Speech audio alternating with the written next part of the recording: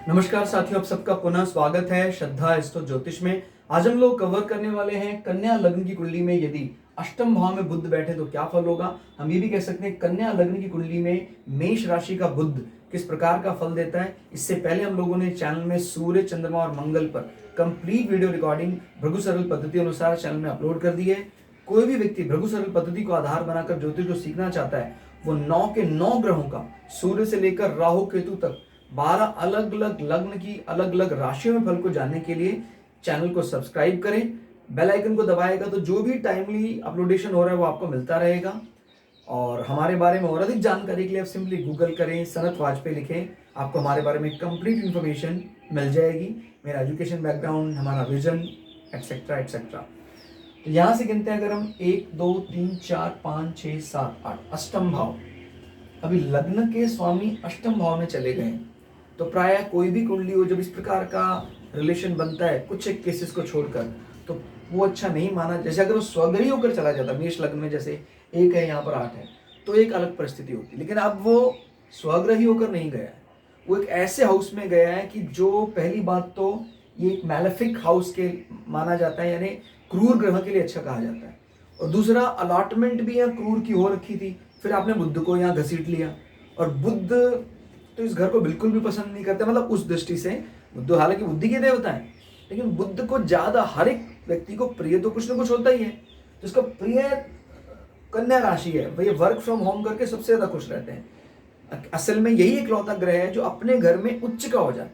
अब आपने इसको ऐसी राशि में पटक दिया जिस राशि का एक तो पहली दफा प्लेसमेंट ऐसी जगह मिल गया 8 नंबर पर, और दूसरा ये राशि है भी, बात करते हैं भाई वीर रस की, पर बुद्ध बात करते हैं बार बार बुद्धिमत्ता की। नहीं, बुद्धिमत्ता से काम करना चाहिए।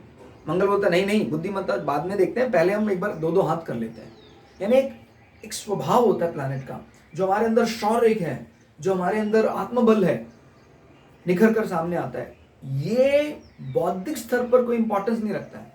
जब हम मेडिटेट करते हैं, इनर अवेकनिंग करना चाहते हैं, तो वो शौर्य बजाय कि जो सांसारिक शौर्य, जो मंगल की, उस शौर्य से ज्यादा हमें बुद्धि के शौर्य की जरूरत पड़ती है जब हम मेडिटेशन प्रोग्राम चलाते हैं। और वो बुद्धि का शौर्य हमें बुद्ध से मिलता है।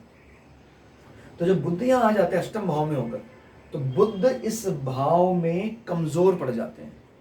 तो कमजोर हो जाएंगे तो आपको कष्ट मिलेगा। क्लियर हो गया? और कष्टों का कारण आपका शरीर हो सकता है, कष्टों का कारण आपका जॉब स्टेटस भी हो सकता है। क्लियर हो गया?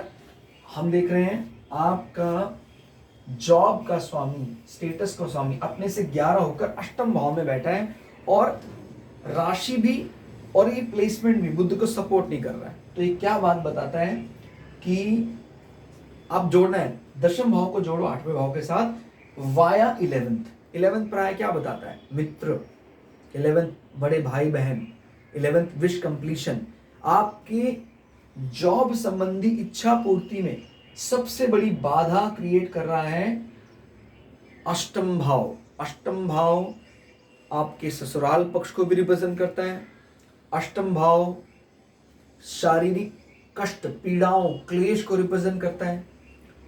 तो शारीरिक कष्ट, क्योंकि लग्नाधिपति है वो दुखी होकर बैठा हुआ है, और ये आपके आय को रोक रहा है।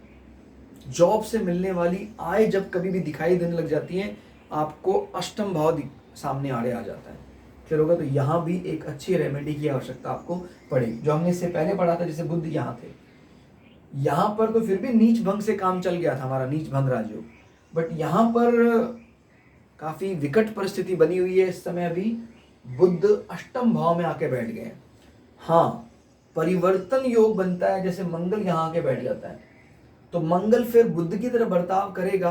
बट ये बात याद रखिएगा, जब कोई परिवर्तन योग में भी अच्छे प्लैनेट इन्वॉल्व होते हैं तो उस परिवर्तन योग का रिजल्ट अच्छा माना जाता है। लेकिन अगर एक दूसरे से एक सेम नेचर में अपोजिट और हाउसेस में भी बड़े अजीब, 8th हाउस प्राय मृत्यु कही जाती है, और ये आपका शरीर पुष्टि की बात करता है।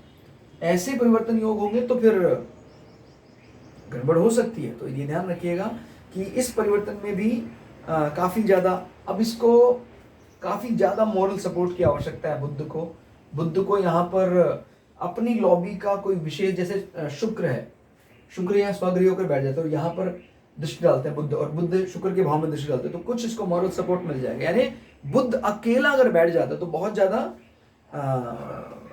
हालत खराब हो जाएगी। लग्न का स्वामी है वो, इसलिए ज्यादा रिस्पॉन्सिबिलिटी थी बुध के ऊपर इस समय। क्लियर होगा? कोई और प्लैनेट होता तो हम इतना ज्यादा दुखी ना होते। बुध तो इस समय हमारे लग्न का स्वामी है, वो यहाँ के बैठ गया। क्लियर हो गया? तो कष्ट याद रखिएगा, छठेवें भाव में आपको रोग होता है, लेकिन कष्ट होगा कि नहीं होगा वो 8वें भाव से तय करते हैं।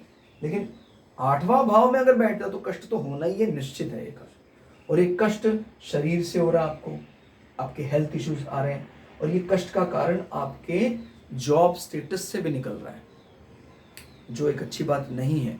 शारीरिक कष्ट हो रहा है, आपके जॉब को भी वो कष्ट में डाल रहा है। तो अगर ये दोनों हाउस कमजोर हो जाए तो फिर तो आदमी के ऊपर काफी बड़ा संकट आ सकता है। तो ऐसे व्यक्ति को बुद्ध को भजना चाहिए।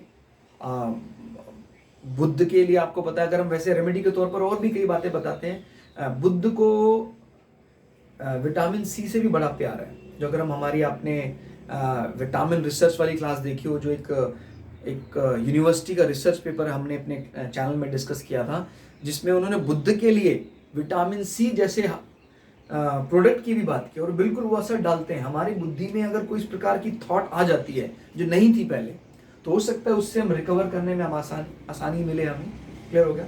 और बुद्ध के यहाँ पढ़ने पर कहीं ना कहीं आपके इस बॉडी के पार्ट में दिक्कत भी हो सकती है। क्लियर हो गया?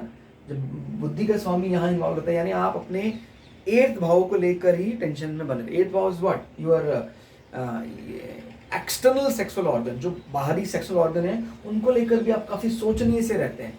अग्नि तत्व राशि में बुद्ध जैसा सौम्य ग्रह बैठा हुआ है, तो बड़ी ज्यादा आप सोच नहीं रहते, विचार नहीं रहते हैं क्या है, कोई दिक्कत तो नहीं है, इस प्रकार की बातें आप सोचते रहते हैं। तो इस चीज पर भी विचार करना है कि बॉडी के किस पार्ट को रिप्रेजेंट करता है। तो दोस्तों, ये थी आज की क्लास। आपको कैसी लगी हमें आप कमेंट करके जरूर बताइएगा। क्लास अच्छी लगी तो चैनल को सब्सक्राइब करें। मिलते हैं अगली वीडियो में, तब तक के लिए जय श्री भृगु पराशरा, जय श्री शुक्राचार्य, नमस्कार।